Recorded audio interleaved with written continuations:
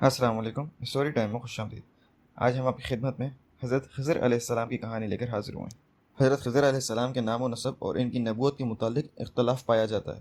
ایک روایت کے مطابق حضرت خضر علیہ السلام آدم علیہ السلام کے حقیقی بیٹے ہیں، اور ان کی عمر میں زیادتی اس وجہ سے کی گئی ہے کہ وہ دجال کو جھوٹا کریں گے۔ محمد بن اسحاق رحمۃ اللہ علیہ فرماتے ہیں کہ حضرت آدم علیہ السلام کا جب وصال نزدیک آیا تو آپ علیہ السلام نے اپنے بیٹوں سے فرمایا کہ عنقریب لوگوں پر ایک طوفان آئے گا، اور جب یہ طوفان آئے گا تو تم میری ہڈیوں کو کشتی میں رکھ کر لے جانا اور انہیں فلاں جگہ مدفون کر دینا۔ جب طوفان نوح آیا تو حضرت آدم علیہ السلام کا جسد مبارک کشتی میں رکھ لیا گیا۔ جب طوفان ختم ہوا تو حضرت نوح علیہ السلام نے اپنے بیٹوں کو حکم دیا کہ وہ آدم علیہ السلام کا جسد مبارک دفن کر دیں، اور بیٹوں کو ترغیب دیتے ہوئے فرمایا کہ حضرت آدم علیہ السلام نے دعا کی تھی کہ جو میرے جسم کو دفن کرے گا اللہ تعالیٰ اسے لمبی عمر عطا فرمائے گا۔ چنانچہ لوگ حضرت آدم علیہ السلام کے بتائے ہوئے مقام پر پہنچے، اور حضرت آدم علیہ السلام کا جسد مبارک کئی روز تک ان کے پاس رہا۔ پھر یہ سعادت حضرت خضر علیہ السلام کو حاصل ہوئی، اور اللہ تعالیٰ نے ان کو لمبی عمر عطا فرمائی، اور وہ جب تک زندہ رہیں گے جب تک اللہ کو منظور ہوگا۔ امام بخاری رحمۃ اللہ علیہ نے صحیح بخاری میں حضرت ابو ہریرہ رضی اللہ تعالیٰ عنہ سے روایت کی ہے کہ آپ صلی اللہ علیہ وآلہ وسلم نے فرمایا کہ حضرت خضر علیہ السلام کا نام خضر اس وجہ سے ہے کہ آپ علیہ السلام ایک سفید اور خشک گھاس پر بیٹھے تھے، اور جب وہاں سے اٹھے تو وہ سرسبز و شاداب ہو گئی۔ حضرت خضر علیہ السلام نبی تھے، اور ان پر بھی وحی کا نزول ہوتا تھا، جس طرح حضرت موسیٰ علیہ السلام پر وحی نازل ہوتی تھی۔ حضرت خضر علیہ السلام علوم لدنیا اور اسرار نبویہ سے آشنا تھے۔ ان رازوں سے حضرت موسیٰ علیہ السلام کو بھی واقف نہیں کیا گیا تھا۔ آپ کے زندہ ہونے یا موجود ہونے کے بارے میں کئی اقوال اور روایات موجود ہیں۔ جمہور علماء کی رائے ہے کہ آپ علیہ السلام ابھی زندہ ہیں۔ ایک قول کے مطابق حضرت خضر علیہ السلام نے آب حیات کے چشمے سے پانی پیا، لہٰذا ابھی تک زندہ ہیں۔ علماء کرام نے آپ علیہ السلام کے متعلق بے شمار احادیث روایت کی ہیں، جن سے معلوم ہوتا ہے کہ آپ علیہ السلام ابھی تک زندہ ہیں۔ حافظ ابن عساکر رحمۃ اللہ نے روایت کیا کہ حضرت خضر علیہ السلام اور حضرت الیاس علیہ السلام سگے بھائی ہیں، اور ان کے والد بادشاہ تھے۔ ایک دن حضرت الیاس علیہ السلام نے اپنے باپ سے کہا کہ بھائی خضر علیہ السلام ملکی معاملات میں کوئی دلچسپی نہیں لیتے، آپ ان کی شادی کر دیں، اللہ انہیں بیٹا عطا فرمائے اور وہ بیٹا بڑا ہو کر ملکی معاملات کو سنبھال سکے۔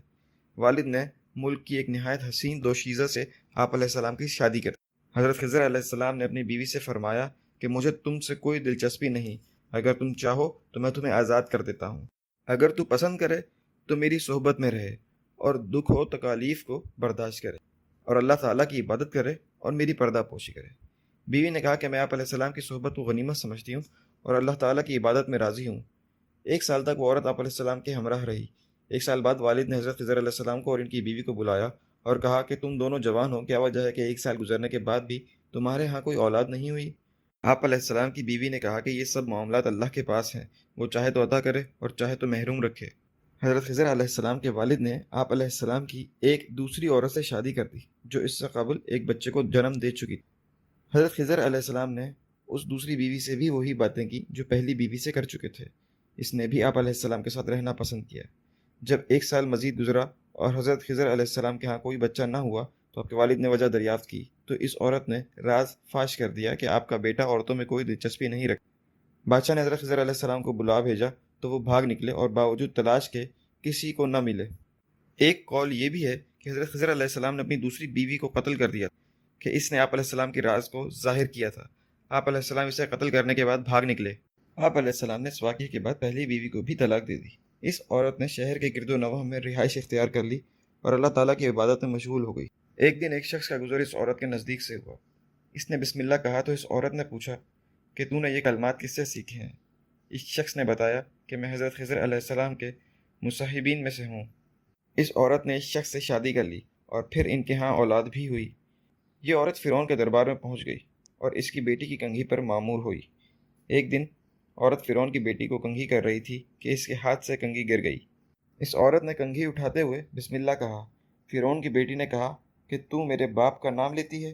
اس عورت نے کہا نہیں، میں تمہارے اور تمہارے باپ کے رب کا نام لیتی ہوں۔ اس لڑکی نے اپنے آپ کو بتا دیا۔ فرعون نے حکم دیا کہ تانبے کی آگ بھڑکائی جائے اور اس عورت کو اس میں پھینک دیا جائے۔ جب اس عورت نے آگ دیکھی تو گھبرا گئی۔ اس عورت کے چھوٹے بیٹے نے کہا کہ اے اماں، صبر سے کام لے، تو حق پر ہے۔ چنانچہ اس عورت کو آگ میں گرا دیا گیا اور وہ شہید ہو گئی۔ واللہ اعلم۔ حضرت انس بن مالک رضی اللہ تعالیٰ عنہ سے روایت ہے کہ جس وقت نبی کریم صلی اللہ علیہ وآلہ وسلم کا وصال ہوا تو صحابہ کرام رضی اللہ تعالیٰ عنہ نے آپ صلی اللہ علیہ وآلہ وسلم کے جسد مبارک کو چاروں طرف سے گھیر لیا۔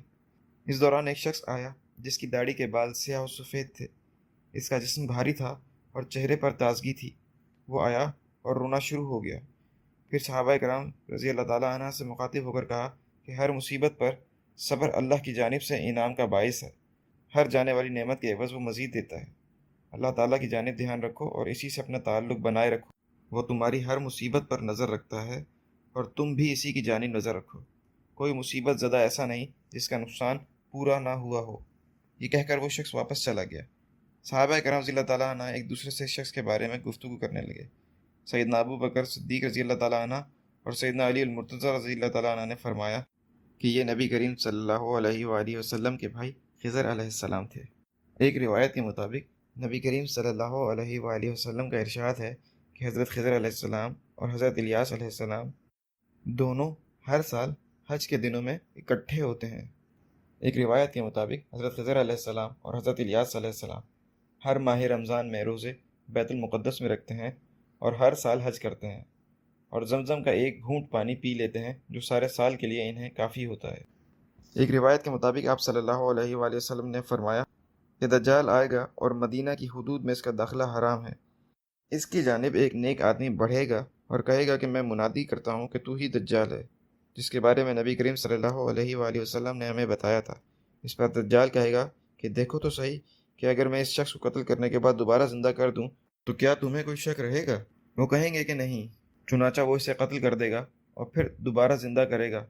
اسے زندہ کرنے کے بعد وہ شخص اس سے کہے گا کہ آج اللہ کی قسم مجھے پورا یقین ہو گیا کہ تو جھوٹا دجال ہے۔ دجال کہے گا کہ میں اسے دوبارہ قتل کرنا چاہتا ہوں لیکن اس پر قدرت نہیں رکھتا، اور وہ شخص حضرت خضر علیہ السلام ہوں گے۔ ایک روایت یہ بھی ہے کہ حضرت خضر علیہ السلام نے نبی کریم صلی اللہ علیہ وآلہ وسلم کا ظاہری زمانہ پایا ہے اور اس حدیث کے مصداق ان کا وصال ہوا۔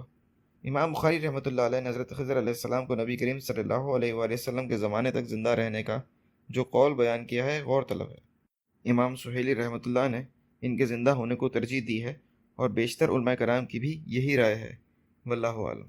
تو یہ تھی حضرت خضر علیہ السلام کی کہانی۔ امید ہے آپ کو پسند آئی ہوگی اور آپ کی معلومات میں اضافہ ہوگا۔ آپ سے گزارش ہے کہ ہماری ویڈیو کو لائک کیجیے، شیئر کیجیے اور کومنٹ سیکشن میں اپنی رائے سے آگاہ کیجیے۔ اس کے ساتھ ساتھ ہمارے چینل کو سبسکرائب کیجیے اور بیل آئیکن کو لازمی کلک کیجیے تاکہ مزید آنے والی ویڈیوز اور معلومات آپ تک پہنچ سکیں۔ شکریہ۔